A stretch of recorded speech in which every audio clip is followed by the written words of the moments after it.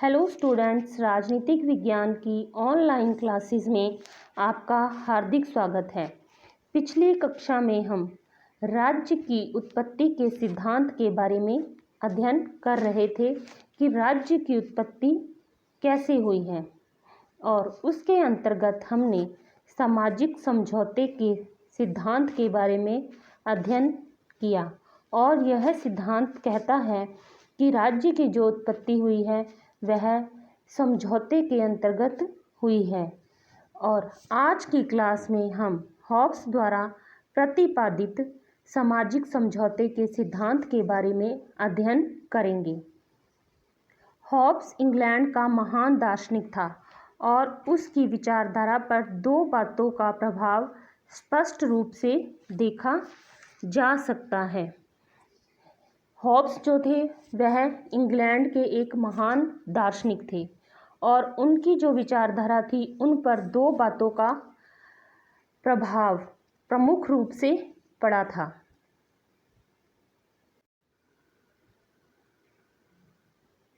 प्रथम थी उनके मन में व्याप्त भय की भावना और द्वितीय राजवंश के व्यक्तियों से उनका संपर्क, यानी उनके मन मस्तिष्क पर जिन दो बातों का प्रभाव स्पष्ट रूप से अगर देख सकते हैं तो उनमें जो पहली थी वह थी उनके मन में व्याप्त भय की भावना यानी डर की भावना, और दूसरी थी राजवंश के व्यक्तियों से उसका संपर्क। स्वयं हॉब्स ने भी कहा था कि आर्मेडा के वर्ष में उसकी जननी ने दो जुड़वाओं को जन्म दिया था, यानी उनकी जो माता थी उसने दो बच्चों को जन्म दिया था, एक तो उसे तथा दूसरा भय को यानी डर को। भय के इसी साम्राज्य ने यानी जो डर के इसी साम्राज्य ने उसे डरपोक बना दिया था और उसमें सभी प्रकार के संघर्षों को नितांत अनुचित समझने की प्रवृत्ति उत्पन्न कर दी थी। यानी उनका मानना था कि जितने भी संघर्ष या युद्ध होते हैं वह अनुचित हैं और ऐसी प्रवृत्ति उस डर ने उनके मन में पैदा कर दी थी। इंग्लैंड के गृह युद्ध का हॉब्स के मन पर अमिट प्रभाव पड़ा था। यानी जब इंग्लैंड में गृह युद्ध हुआ था जिसमें चार्ल्स प्रथम को मौत के घाट उतार दिया गया था और हॉब्स ने स्वयं अपनी आंखों से यह देखा था। यानी इंग्लैंड में जब गृह युद्ध चल रहा था तो उस समय उसके शासक चार्ल्स प्रथम को मौत के घाट उतार दिया गया था और हॉब्स ने यह सब कुछ अपनी आंखों से देखा था। और इस गृह युद्ध का परिणाम यह हुआ कि कानून और व्यवस्था पूरी तरह समाप्त हो गई थी और चारों ओर अराजकता का वातावरण फैल गया था। और इसी युद्ध का हॉब्स के जीवन पर बहुत अधिक प्रभाव पड़ा था और सोच विचार के बाद उसने अनुभव किया कि यदि राजा का शासन रहे ना रहे तो किसी भी समाज में अराजकता फैल सकती है।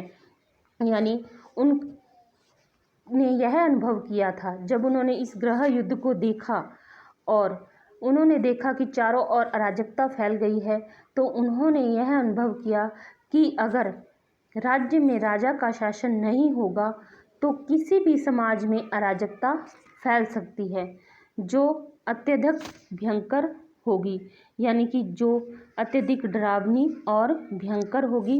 अतः हॉब्स ने 1651 में प्रकाशित अपनी पुस्तक लेवियाथन में सामाजिक समझौते सिद्धांत के आधार पर निरंकुश राजतंत्र का समर्थन किया था। इसीलिए हॉब्स ने 1651 में एक पुस्तक लिखी थी जिसका नाम था लेवियाथन और इसी पुस्तक में उन्होंने सामाजिक समझौते को आधार बनाकर निरंकुश राजतंत्र का समर्थन किया था।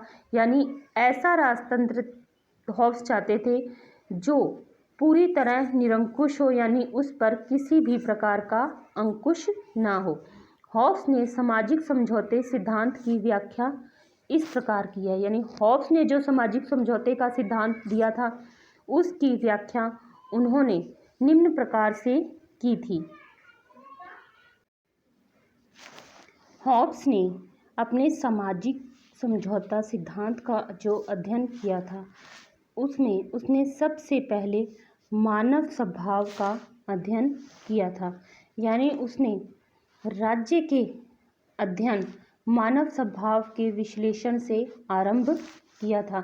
यानी जब वह राज्य का अध्ययन करता है तो वह सबसे पहले मानव स्वभाव का विश्लेषण करता है। हॉब्स ने यह अनुभव किया कि मनुष्य एक स्वार्थी, झगड़ालू तथा अहंकारी प्राणी है। यानी हॉब्स के समय में इंग्लैंड में गृह युद्ध हो रहा था। यानी कि जब हॉब्स का समय था उस समय इंग्लैंड में गृह युद्ध छिड़ गया था और इसी संघर्ष की अवस्था ने हॉब्स के सम्मुख मानव स्वभाव का घृणित पक्ष ही रखा था और इस संघर्ष या युद्ध की अवस्था में उसने ऐसा देखा जिससे उसके सम्मुख मानव स्वभाव का घृणित पक्ष ही सामने आया। जो उन्होंने यह अनुभव किया, ऐसे युद्ध को देखकर उन्होंने यह अनुभव किया था कि मनुष्य एक स्वार्थी, झगड़ालू तथा अहंकारी प्राणी है। यानी वह एक स्वार्थी यानी कि जो सिर्फ अपने विषय में ही सोचता है और झगड़ालू यानी हमेशा दूसरों से झगड़ा करने वाला तथा एक अहंकारी प्राणी है जो सदा शक्ति से स्नेह करता है। यानी वह हमेशा शक्ति से ही प्रेम करता है और शक्ति प्राप्त करने के लिए ही प्रयत्नशील रहता है और उसके जीवन का एक ही मकसद है और वह है शक्ति को प्राप्त करना। हॉब्स ने मानवीय प्रकृति की ये विशेषताएं बतलाई है। हॉब्स ने मानवीय स्वभाव की जो विशेषताएं बतलाई थी वे निम्न हैं।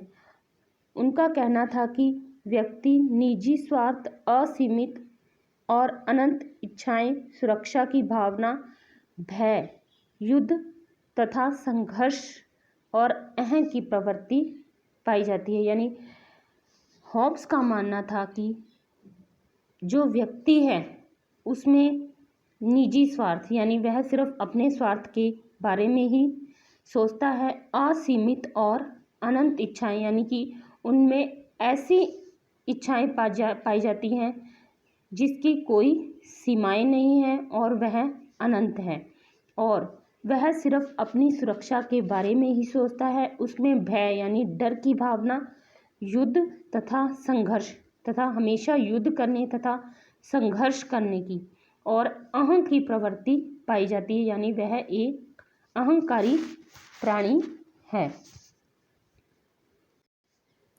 हॉब्स का मानना था कि प्रकृति जो है उसने सभी मनुष्यों को क्या किया, समान बनाया है और शारीरिक और मानसिक शक्तियों के संयोग से इस सिद्धांत की पुष्टि होती है।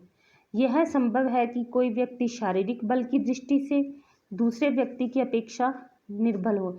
यानी उनका मानना था कि यह जरूर हो सकता है कि यानी कि कोई व्यक्ति शारीरिक बल से दूसरे व्यक्ति से निर्बल हो यानी वह कमज़ोर हो, किंतु वह मानसिक दृष्टि से बुद्धिमान तथा धूर्तता और मक्कारी में उसकी अपेक्षा अधिक बलवान हो सकता है। और इसी समानता के कारण मनुष्य में क्या हो जाता है, युद्ध छिड़ जाता है और वे एक दूसरे को हराना और नष्ट करना चाहते हैं। इसीलिए उन्होंने कहा था कि मनुष्य स्वभाव से ही एक स्वार्थी प्राणी है और वह अधिक शक्ति प्राप्त करना चाहता है और मनुष्य में 3 कारणों से संघर्ष चलता रहता है। उन्होंने कहा था कि मनुष्य जो है उसमें 3 कारणों से संघर्ष चलता है। पहला है प्रतिद्वंदिता, दूसरा था भय और तीसरा था कीर्ति पाने तथा उसे बढ़ाने की लालसा। फिर हॉब्स ने राज्य की उत्पत्ति से पहले की स्थिति को प्राकृतिक अवस्था का नाम दिया था। यानी उन्होंने कहा था कि राज्य की उत्पत्ति से जो पहले की स्थिति थी वह प्राकृतिक अवस्था कहलाती है। इसलिए उन्होंने अपने सामाजिक समझौते सिद्धांत के अंतर्गत प्राकृतिक अवस्था का भी विश्लेषण किया था और उन्होंने कहा था कि इस दशा में यानी इस अवस्था में जो मनुष्य है वह अपने स्वभाव के कारण सबसे लड़ता रहता था। यानी उस समय ऐसा था कि जिसकी लाठी थी उसी की भैंस का नियम था। यानी शक्तिशाली व्यक्ति निर्बल व्यक्तियों के अधिकारों को हड़प रहे थे और चारों ओर शक्ति धोखाधड़ी का बोलबाला था।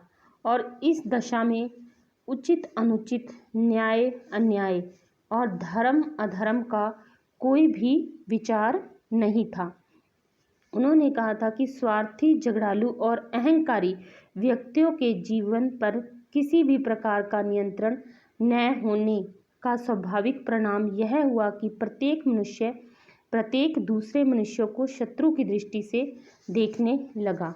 और ऐसी प्रवृत्तियां मनुष्य में होने के कारण, यानी मनुष्य स्वार्थी, झगड़ालू और अहंकारी होने के कारण उसके जीवन पर किसी भी प्रकार का नियंत्रण नहीं था। यानी कोई भी उसके जीवन पर नियंत्रण नहीं लगा सकता था। और इसका परिणाम यह हुआ कि जो प्रत्येक मनुष्य है वह दूसरे मनुष्य को शत्रु की दृष्टि से देखने लगा और मनुष्य को न्याय का भी कोई ज्ञान नहीं था।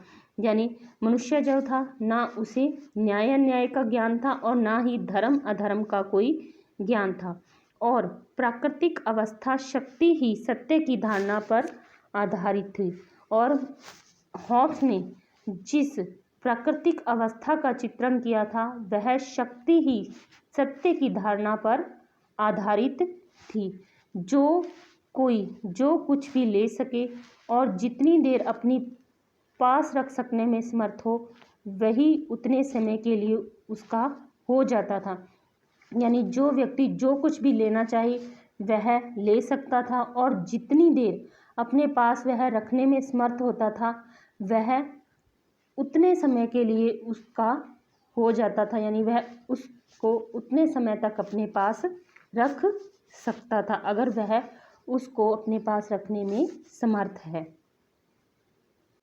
हॉब्स के अनुसार ऐसे समय में जब मनुष्य एक ऐसी शक्ति के बिना रहते थे जो उन्हें भयभीत बनाए रखे, वे उस अवस्था में रहते थे।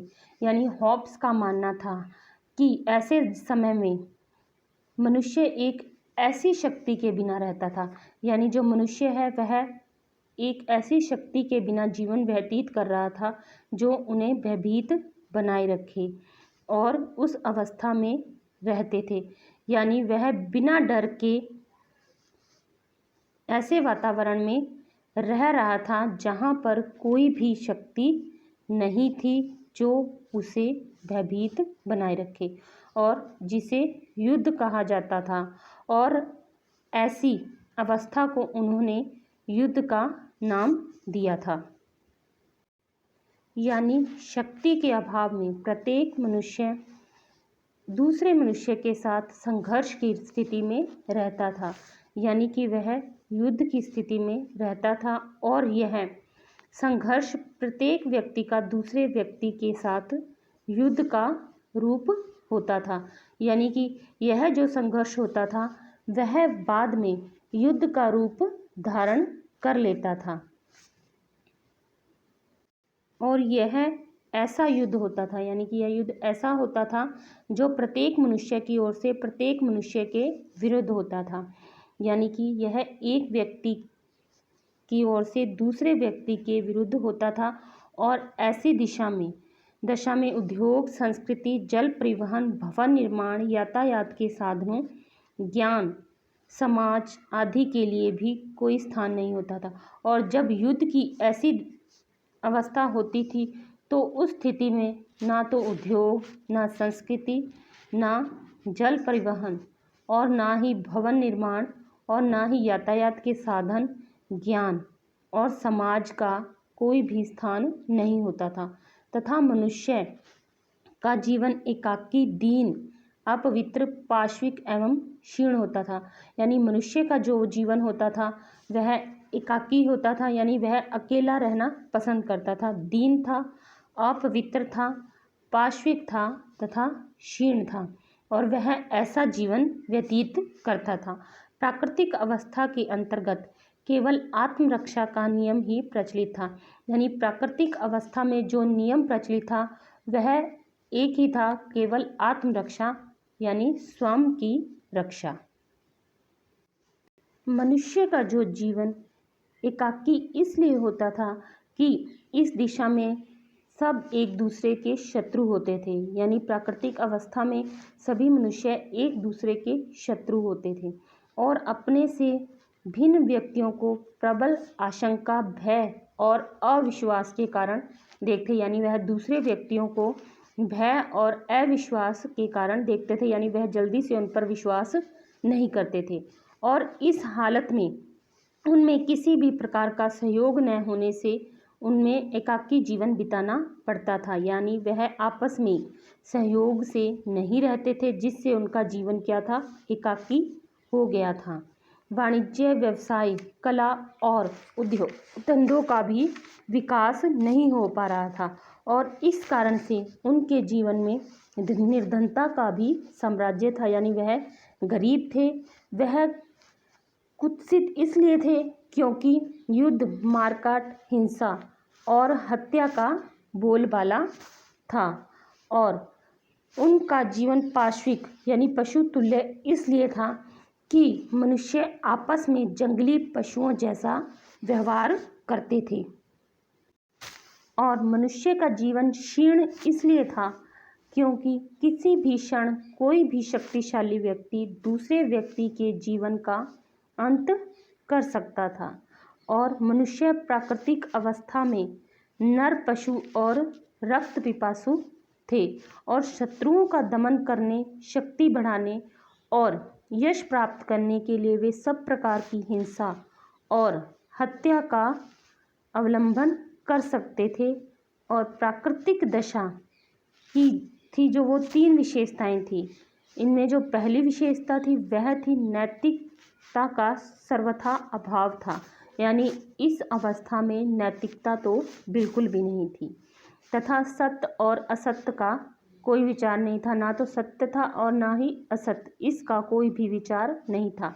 इस अवस्था में न्याय और अन्याय का भी अभाव था और इस दशा में व्यक्तिगत संपत्ति का भी अभाव था। प्राकृतिक अवस्था में ऐसे शाश्वत संघर्ष की स्थिति से त्रस्त और चिंतित होकर मनुष्य की बुद्धि और विवेक ने यह सोचा कि आत्म रक्षा के लिए इस भयानक दशा का अंत किया जाना चाहिए। यानी ऐसी प्राकृतिक अवस्था का अंत किया जाना चाहिए जिसमें चारों ओर संघर्ष की स्थिति हो और दूसरे शब्दों में हम कहें तो प्राकृतिक अवस्था की कुछ कठिनाइयाँ थी। यानी प्राकृतिक अवस्था में ऐसी कठिनाइयाँ थी और उन्हीं कारणों के कारण हॉब्स ने राज्य की स्थापना या उत्पत्ति होती है। यानी इन्हीं कठिनाइयों के फलस्वरूप हॉब्स का कहना था कि राज्य की उत्पत्ति हुई थी और राज्य की उत्पत्ति यानी कि राज्य की उत्पत्ति किस कारण से हुई, यानी उस समझौते का क्या कारण था। जीवन और संपत्ति की इस आरक्षा ने, मृत्यु और संहार के इस भय ने व्यक्तियों को यह विचारने के लिए प्रेरित किया कि इस असहनीय प्राकृतिक अवस्था का अंत किया जाना चाहिए। यानी कि जीवन और संपत्ति की अरक्षा ने, यानी उस समय ना तो जीवन की रक्षा होती थी और ना ही संपत्ति की रक्षा होती थी और इसी आरक्षा ने और मृत्यु और संहार के इस भय ने, यानी मृत्यु के भय ने लोगों को यह विचार करने की प्रेरित किया कि इस असहनीय यानी जो सहन करने योग्य नहीं है इस प्राकृतिक अवस्था का अंत किया जाना चाहिए और इस प्राकृतिक अवस्था का अंत करने के उद्देश्य से व्यक्ति एक राजनीतिक समाज के निर्माण की ओर प्रेरित हुए। यानी इसी प्राकृतिक अवस्था का अंत करने के उद्देश्य को लेकर व्यक्तियों ने एक राजनीतिक समाज का निर्माण करने का निश्चय किया। यानी कि एक ऐसा समाज होना चाहिए जिसमें व्यक्ति को सुरक्षित माहौल मिले और उनमें डर की भावना न हो। इस समझौते का स्वरूप क्या था? यानी नवीन समाज का निर्माण करने के लिए सब व्यक्तियों ने एक समझौता किया था। यानी नए समाज का निर्माण करने के लिए, यानी राज्य का निर्माण करने के लिए सब व्यक्तियों ने मिलकर आपस में एक समझौता किया। हॉब्स के मतानुसार यह समझौता प्रत्येक व्यक्ति ने शेष व्यक्ति समूह से किया। यानी कि यह जो समझौता था वह प्रत्येक व्यक्ति ने शेष जो बाकी बचे थे उन व्यक्तियों से किया था, और जिसमें प्रत्येक व्यक्ति दूसरे व्यक्ति से कहता है कि मैं अपने ऊपर शासन करने का अपना अधिकार इस व्यक्ति तथा इस जनसभा को इस शर्त पर सौंपने की स्वीकृति देता हूँ कि तुम भी अपने सब अधिकार इसको सौंपोगे और इस तरह उनके सभी कार्यों की स्वीकृति दोगे। यानी हॉब्स ने कहा था कि यह समझौता जो था वह प्रत्येक व्यक्ति का शेष व्यक्तियों से था, और जिसमें जो व्यक्ति है वह प्रत्येक दूसरे व्यक्ति से यही कहता है कि मैं अपने ऊपर शासन करने का अधिकार इस व्यक्ति को, यानी मैं अपने ऊपर शासन करने का अधिकार जो है वह इस व्यक्ति को या इस जनसभा को, यानी व्यक्तियों की सभा को इस शर्त पर सौंपने को स्वीकृति देता हूँ कि तुम भी, यानी दूसरे व्यक्ति भी अपने सब अधिकार उसको सौंपेंगे और इस तरह उसके सभी कार्यों की स्वीकृति दोगे। यानी वह जो भी कार्य करेगा उसे उन कार्यों को करने की स्वीकृति वह प्रदान करेंगे। इस प्रकार सभी व्यक्तियों ने एक व्यक्ति अथवा सभा के प्रति अपने अधिकारों का पूर्ण समर्पण कर दिया। यानी उसने अपने जो संपूर्ण अधिकार थे उनका समर्पण सभी व्यक्तियों के आगे कर दिया, और यह व्यक्ति या सभा उस क्षेत्र में सर्वोच्च सत्ता बन गई और यही राज्य का श्री गणेश है। और यहीं से उन्होंने कहा था कि राज्य का श्री गणेश यानी राज्य की शुरुआत हुई थी। और इसी समझौते के अंतर्गत शासक कोई पक्ष नहीं है और यह समझौता सामाजिक है, राजनीतिक नहीं है। यानी हॉब्स ने जिस समझौते का वर्णन किया था उनका कहना था कि वह समझौता सामाजिक समझौता है, बल्कि वह राजनीतिक नहीं है और इसमें शासक का कोई भी पक्ष नहीं है। शासक समझौते का एक पक्ष ना होकर समझौते का परिणाम होने के कारण उसका पद समझौते से कहीं अधिक उच्च है। यानी उनका मानना था शासक जो है वह समझौते का एक पक्ष नहीं है, बल्कि वह समझौते का परिणाम है और उसका पद जो है वह समझौते से कहीं अधिक ऊंचा है। और समझौता पूर्ण, निरंकुश, अटल तथा अखंड है। यानी उन्होंने ऐसे समझौते का वर्णन किया था जो पूर्ण रूप से निरंकुश है, यानी उस पर किसी भी प्रकार का अंकुश नहीं है, वह अटल है तथा अखंड है, यानी उसे खंडित नहीं किया जा सकता। और होब्स का कहना था कि इसी समझौते के फलस्वरूप नवीन राज्य की उत्पत्ति हुई। हॉब्स ने अपने समझौते के आधार पर एक ऐसे निरंकुश राजतंत्र राज्य की स्थापना करता है जिसका शासक पूर्ण शक्ति संपन्न है। यानी वह अपने समझौते के आधार पर एक ऐसे निरंकुश यानी बिना अंकुश के राजतंत्र की स्थापना करता है जिसमें शासक जो है वह पूर्ण रूप से शक्ति संपन्न है और जिसके प्रजा के प्रति कोई कर्तव्य नहीं है। शासित वर्ग को शासक के विरुद्ध विद्रोह का अधिकार नहीं है। यानी जो शासित वर्ग है, यानी जो प्रजा है, वह शासक यानी राजा के विरुद्ध किसी भी प्रकार का विद्रोह नहीं कर सकती। और इस प्रकार हॉब्स के सामाजिक समझौते के परिणाम स्वरूप एक निरंकुश तंत्रात्मक शासन व्यवस्था की स्थापना करता है। यानी हॉब्स का जो सामाजिक समझौता था उसमें वह एक ऐसे राजतंत्र की स्थापना करता है जो पूर्ण रूप से निरंकुश हो।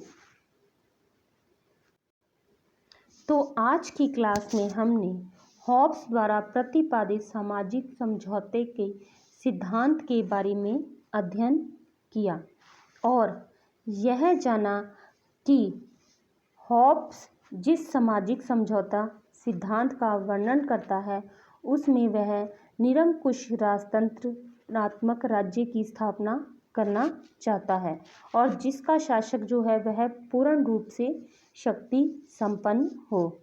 तो आज की क्लास के लिए स्टूडेंट्स इतना ही। Thank you.